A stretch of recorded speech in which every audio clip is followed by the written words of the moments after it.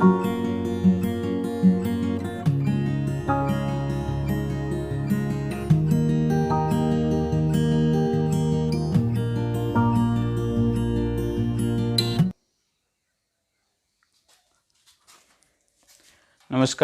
Good evening. Soil colloids की 4th class में आप सभी का स्वागत है। और आज देखेंगे सिलिकेट क्ले पढ़ रहे थे अपन, और उसका खनिजन और रासायनिक संगठन, यानी सिलिका क्ले जो है उसमें पाए जाने वाले खनिज और केमिकल कंपोजिशन के आधार पर उसको 3 कैटेगरीज में डिवाइड किया गया है। एक है केओलिनाइट समूह की सिलिकेट क्ले। इसमें क्या होता है, इसके अंदर केओलिनाइट खनिज पाया जाता है। कौन सा खनिज? केओलिनाइट।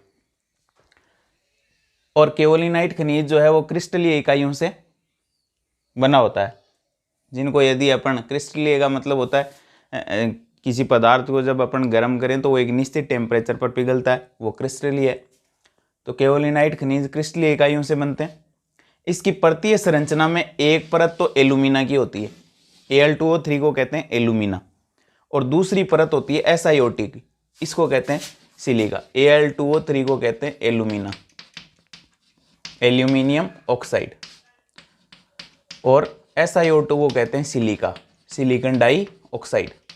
सिलिकॉन तो ऑक्सीजन डाइऑक्साइड, इसको कहते हैं सिलिका। तो एक परत तो होती है सिलिका की और दूसरी परत होती है एल्यूमिना की। Alumina silica, alumina silica, alumina silica, इस टाइप की ये परतीय स्ट्रक्चर पाई जाती है। एक लेयर एल्यूमिना की, उसके बाद सिलिका, एल्यूमिना, सिलिका, इस तरीके से लेयर्स पाई जाती है।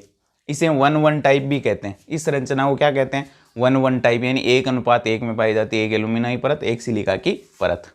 क्लियर? अब एल्यूमिना और सिलिका की परत, Al2O3 और SiO2 की जो परतें हैं वो आपस में ऑक्सीजन तथा हाइड्रोक्सिल समूह द्वारा जुड़ी रहती है। किसके द्वारा? ऑक्सीजन द्वारा, और हाइड्रोक्सिल, OH को कहते हैं हाइड्रोक्सिल समूह द्वारा आपस में मजबूती से जुड़ी रहती है। केओलिनाइट की केवल बाहरी सतह ही क्रियाशील होती है। जो लेयर की बाहरी सतह होती है, एक आंतरिक सतह इधर वाली, ये एक बाहरी सतह, केवल बाहर वाली सतह ही क्रियाशील होती है। और बाहर वाली सतह क्रियाशील होने से अधिशोषण क्षमता क्या होती है? कम होती है। क्योंकि आपको पता है मृतिका के या क्ले के या मृदा के कोलोइडी कण क्या होते हैं? ऋणावेशित होते हैं। और जब बाहर वाली लेयर ही क्रियाशील होगी, अंदर वाली नहीं होगी, तो धनायन को कौन अवशोषित करेगा? केवल बाहर वाली लेयर अधिशोषित कर पाएगी।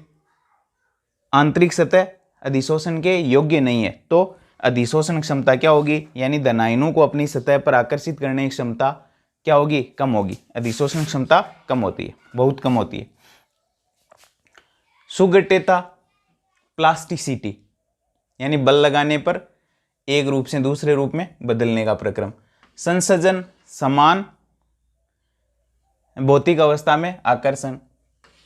फैलना और संकुचन की क्षमता केओलिनाइट खनिज में, केओलिनाइट क्ले में बहुत कम होती है। ये गुणधर्म अपन पीछे पढ़ चुके हैं। इसके अलावा सरंध्रता, यानी पोरोसिटी, पोर्स, मिट्टी के अंदर छेद, और पारगम्यता, परमिएबिलिटी अत्यधिक होती है। पारगम्यता का मतलब जैसे जल का अणु है उसमें से आसानी से पार हो सकता है। रंध्र बड़े होंगे तो क्या होंगे? जल के अणु हैं, वो आसानी से आर पार चले जाते हैं, यानी जल को रोकने की क्षमता कह सकते हो इसकी कम होती है।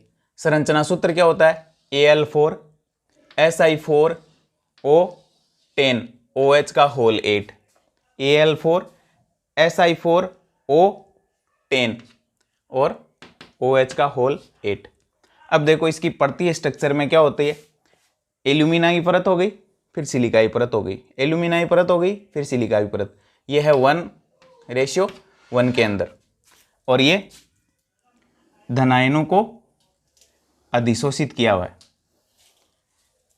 ये जो है फैलाव और संकुचन की क्षमता जो है कम होती है दो परतों के बीच में। ये अप्रसारित दूरी है, यानी न फैलती है न सिकुड़ती है। इसकी क्षमता बहुत ही कम होती है। एल्यूमिना परत, सिलिका परत, ये आपस में किसके द्वारा जुड़ी हुई होती है?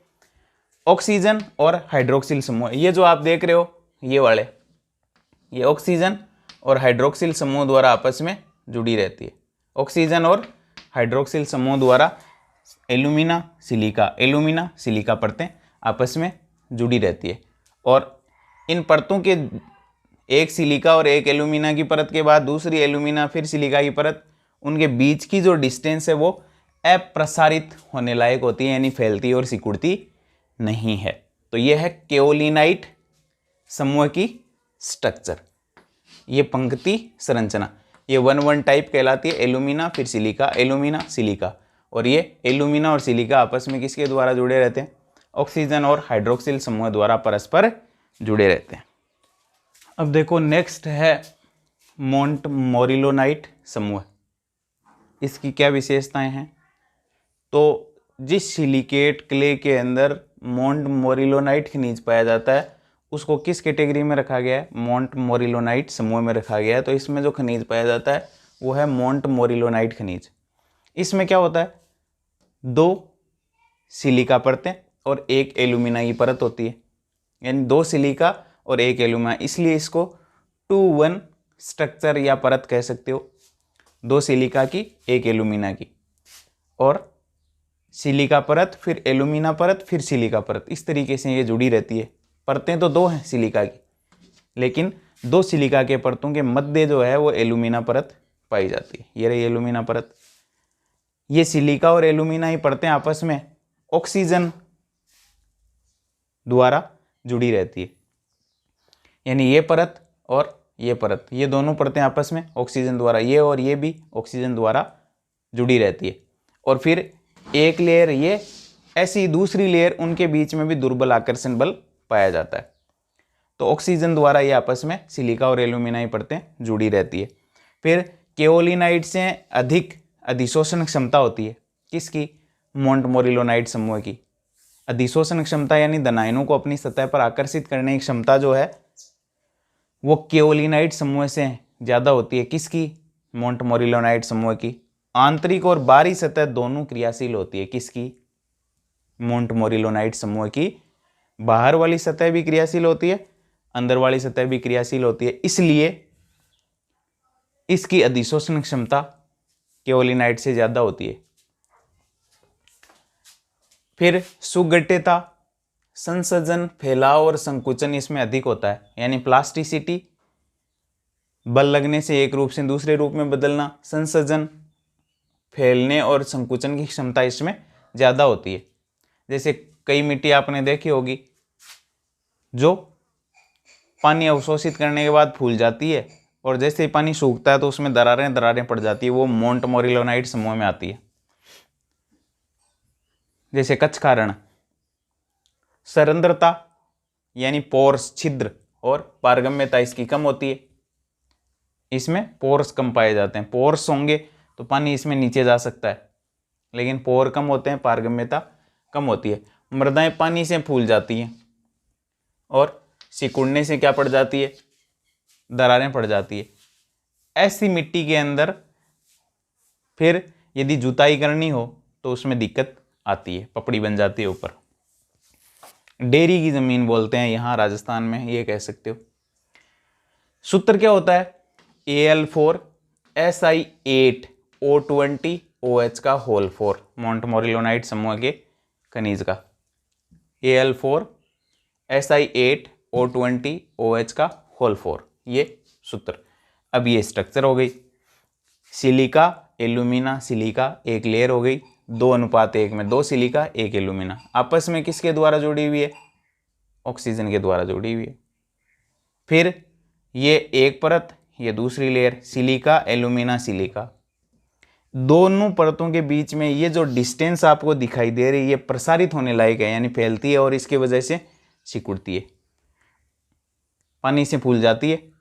ये लेयर जो है, बीच का गैप जो है, वो अवशोषित कर लेता है पानी को, और पानी जब निकल जाता है वापस सिकुड़ जाती है।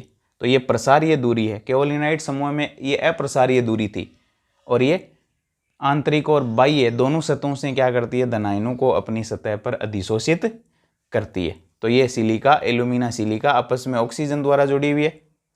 यहाँ भी दुर्बल आकर्षण बल पाए जाते हैं, फिर सिलिका, फिर एल्यूमिना, फिर सिलिका, यानी 2:1 में मौजूद रहती है। तो ये हो गई मोंटमोरिलोनाइट समूह की पंक्ति संरचना।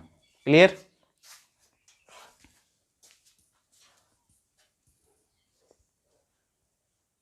अब देखो थर्ड टाइप का अपने पास सिलिकेट मृत्तिका में जो खनिज के आधार पर समूह है वो है इलाइट समूह है, और हाइड्रस माइका समूह भी कहते हैं इसको।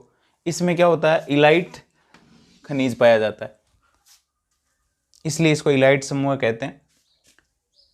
फॉर्मूला क्या होता है इसका, के यानी पोटेशियम Al4Si8O20OH का होल 4, ये फॉर्मूला होता है। अब इसकी और मोंटमोरिलोनाइट समूह की स्ट्रक्चर जो है वो एक समान ही होती है, silica alumina silica, silica alumina silica, यानी 2:1 में 2 सिलिका और 1 एल्यूमिना की परतें आपस में ऑक्सीजन द्वारा जुड़ी रहती है। ये रही ऑक्सीजन, 2 सिलिका 1 एल्यूमिना की परत आपस में ऑक्सीजन द्वारा जुड़ी रहती है, किसमें, इलाइट समूह में। तो 2:1 कहलाता है ये, है ना। और 2 लेयर्स के बीच में, ये एक परत ये दूसरी परत, 2 परतों के बीच में पोटेशियम पाया जाता है, इसलिए इसमें ये जो प्रसारीय दूरी है वो कम होती है, फैलने और सिकुड़ने की क्षमता जो है वो इसमें कम होती है, मोंटमोरिलोनाइट समूह से कम होती है।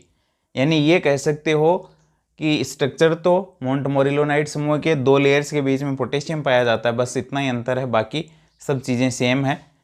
लेकिन मोंटमोरिलोनाइट समूह और केओलिनाइट के मध्यवर्ती है, इसके फैलने संकुचन की क्षमता जो है मोंटमोरिलोनाइट से कम, केओलिनाइट से ज़्यादा होती है। यानी ये मध्यवर्ती हो गया। इलाइट समूह जो है उसके गुणधर्म जो है मोंटमोरिलोनाइट